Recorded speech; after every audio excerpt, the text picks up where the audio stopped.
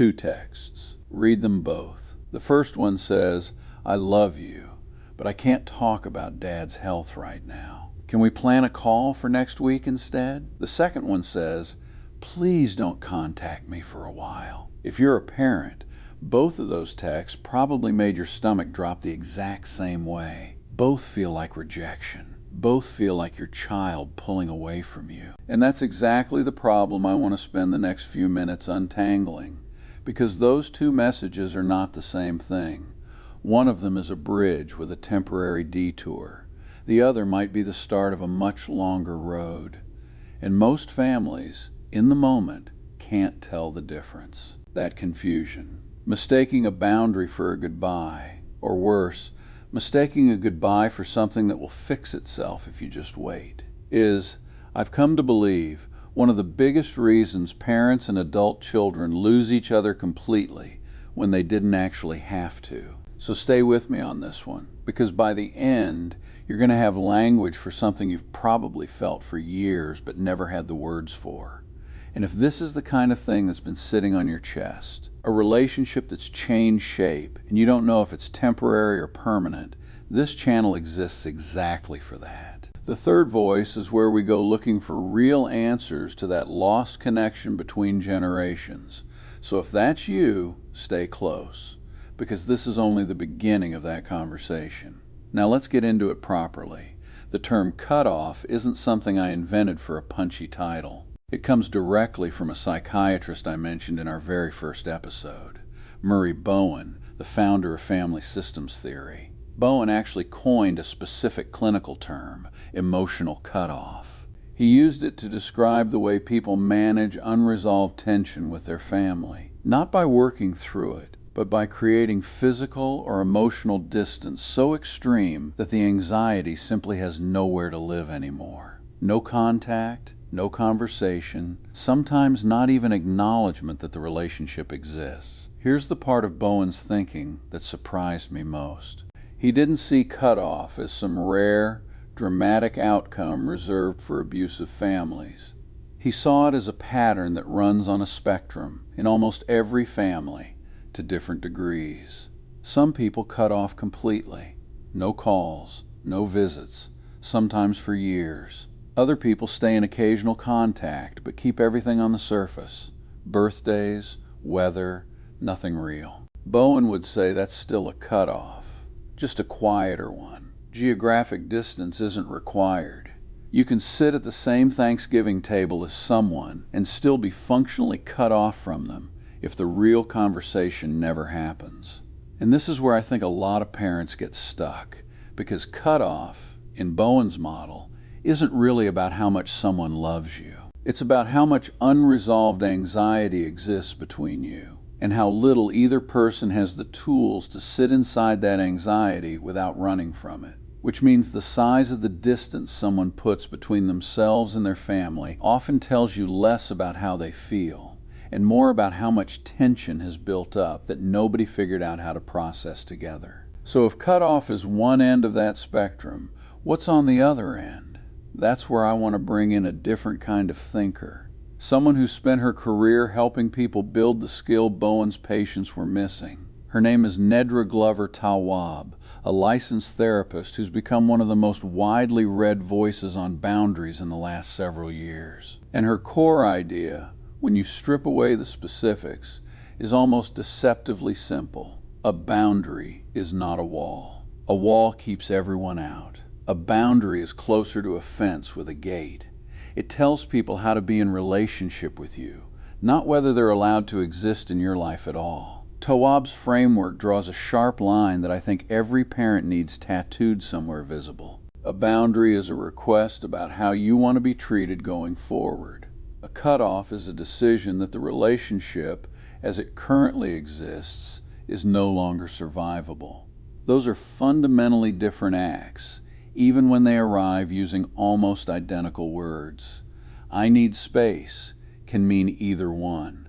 I can't do this right now can mean either one, which is exactly why so many parents panic the moment they hear language like that. They don't know which version they're being handed. I want to bring in one more voice here, because I think she captures something the other two don't quite reach. Harriet Lerner, a psychologist who's written for decades about anger and connection inside families, makes an observation that reframed this whole issue for me. She argues that the healthiest relationships aren't the ones with the least conflict. They're the ones where people can tolerate staying emotionally connected while still disagreeing, still setting limits, still being fully separate individuals. Lerner calls the failure to do that fusion on one end and cutoff on the other, and she says most families swing toward one extreme or the other precisely because nobody modeled the middle ground for them. That's the piece that really landed for me.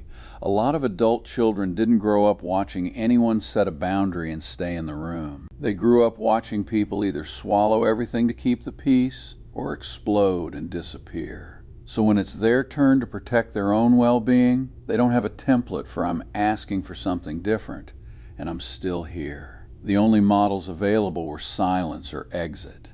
So exit is what gets used, even when a boundary would have actually solved the problem. Now here's where I want to bring the psychology back down to something practical, because I don't think any of this is useful if it just stays theoretical.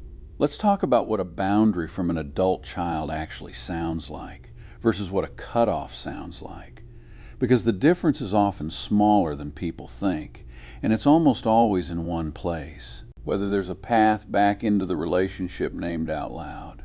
A boundary usually names a specific behavior, a specific ask, and this is the important part, some version of a future.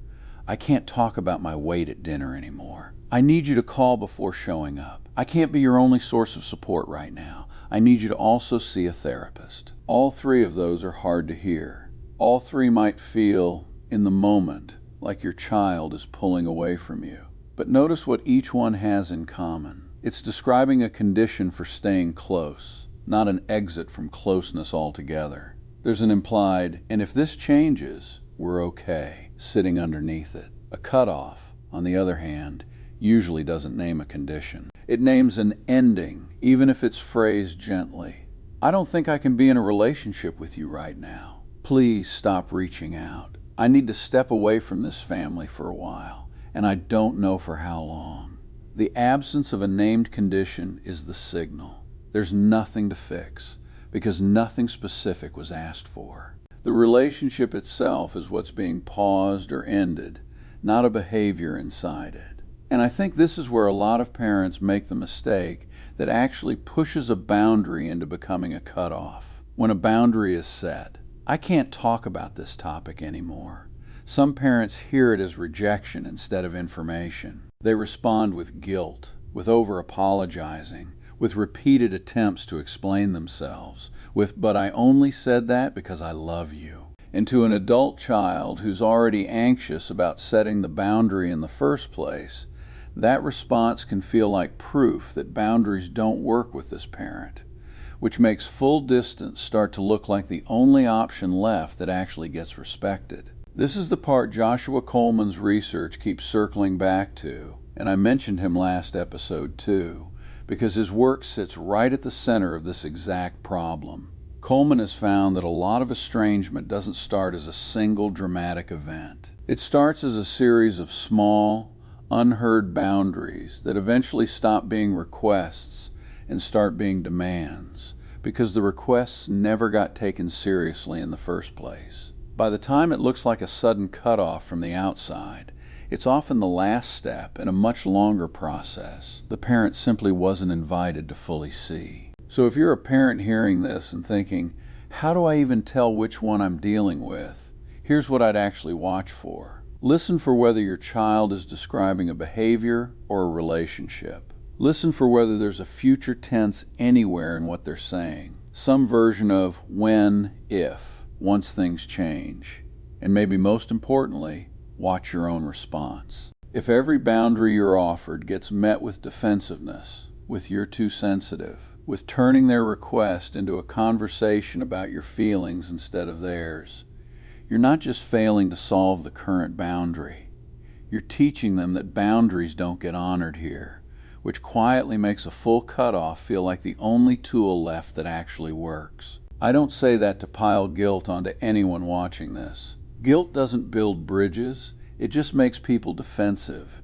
And defensiveness is exactly what turns boundaries into cutoffs in the first place. I say it because Lerner, Tawwab, and Coleman all seem to agree on the same underlying prescription, even though they arrived at it from different angles. The way you respond to a boundary is often what determines whether it stays a boundary.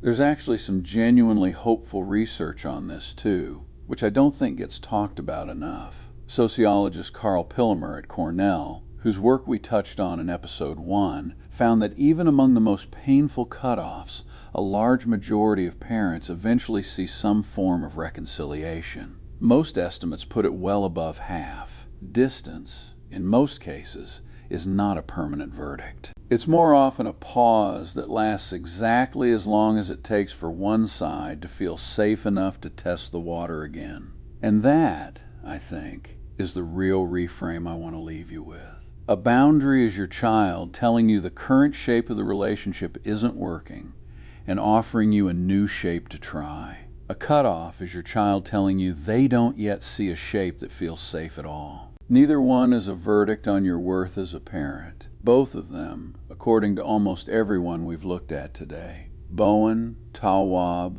Lerner, Coleman, are more about what tools were available to your child in that moment than about how much they love you. If you take one thing from this video, let it be this. The next time your adult child asks for space or names something they need changed, resist the urge to hear it as the end of something. Try to hear it as information about a door that's still open, just narrower than it used to be.